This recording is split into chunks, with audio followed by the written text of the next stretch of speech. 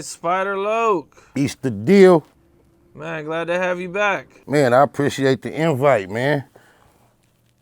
Yeah, man, the fans really liked your take on everything, man. It was a dope interview last time. Did good numbers. You've always extended me a pretty decent platform, and we've always done well when we collaborated, so why stop, man? I hear that, man. It's always some good material out there, man.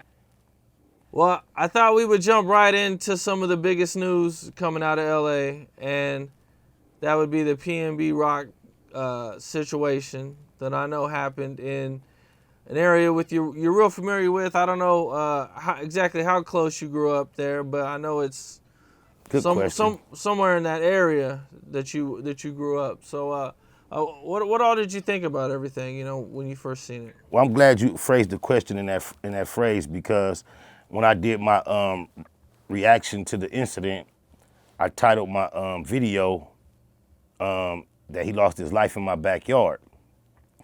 And of course, in the comments, somebody popped up trying to challenge the fact that that's nowhere near my hood. And people are so, I don't understand why it would be so hard to understand, but just to give a little background on my experience with that general parking lot in particular, I'm from 97th Street on the east side. That parking lot is centered in an area that would be considered 87th Street for the most part. So 10 blocks, walking distance. Main to Avalon, which is about 4 blocks, the opposite direction. So as kids, if you chose to, as an adult, you can walk there twice a day, 3 times a day without it being a big deal. It's not directly. However, one of my very close homeboys, rest in peace, Big Ant, who actually is the reason why I met Suge Knight, his best friend for years is named Magic from H7 Gangster. Now, Magic has his own reputation of notoriety in the industry. You say Magic, people know who he is from Los Angeles. It's been that way for approximately 20 years or better. And that's his neighborhood that parking lot resides in. And Magic and my best friend, Big Ant, rest in peace, they was like this for years. And because of that being Magic's neighborhood and him having somewhat of influence in that parking lot, there was a period of time when my big homie Ant, rest in peace, came home from jail after fighting a very serious case and beating it, took it 12 in the box. He landed a job just being the person to hold down that parking lot. Not security in the sense of security, but to manage the parking lot, parking, and some security as well. But Big Ant himself, he grew up in that part of town to where he was already popular, influential. He's very personable.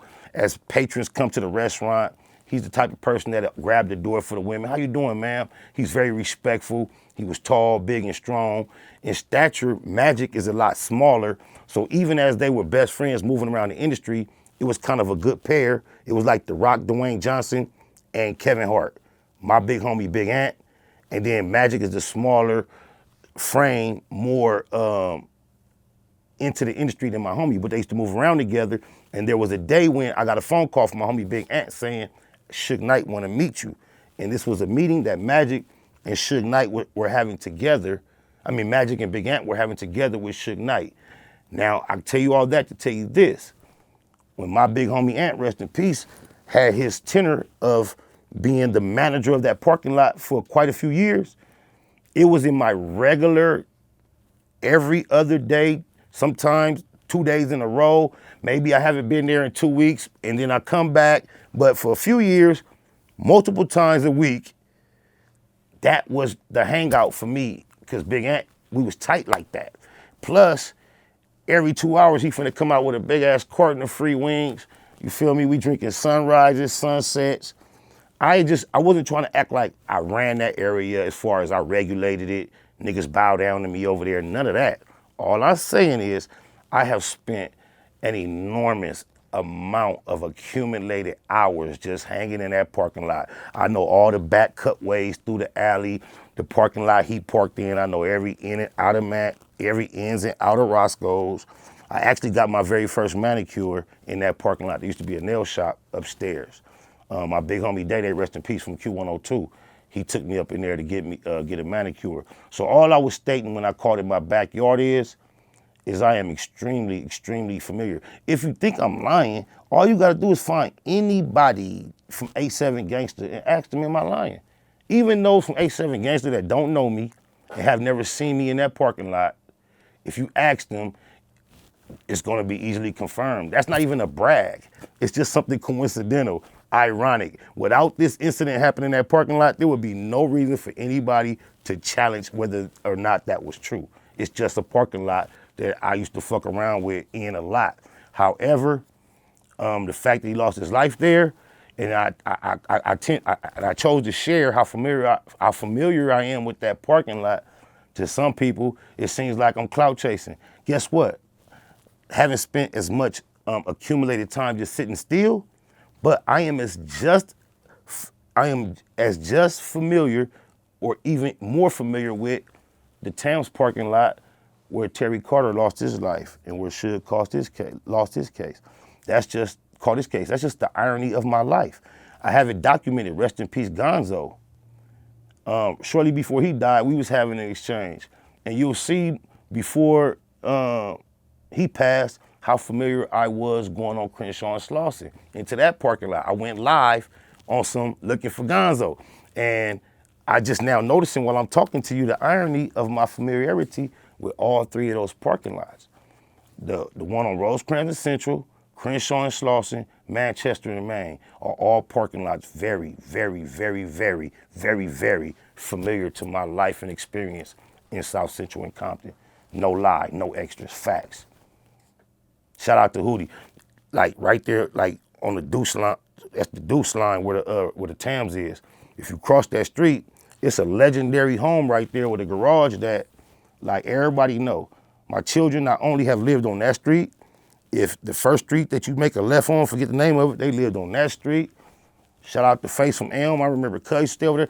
It's just, my experience is pretty exhaustive if you want to think about just the geographical area that I've actually hung out and got familiar with coming up in LA.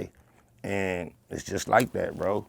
I spent a lot of time down the street, not only from Trag Newport, where my mother lived, her sister lived right down the street, equally as close to South Park on Chester. It's just the irony of my existence. So therefore, I had a childhood group of friends that turned out to be the real reputable Southside Compton Crips. I have a childhood group of friends that turned out to be the real reputable Trag Newport Compton Crips. It's just what it is.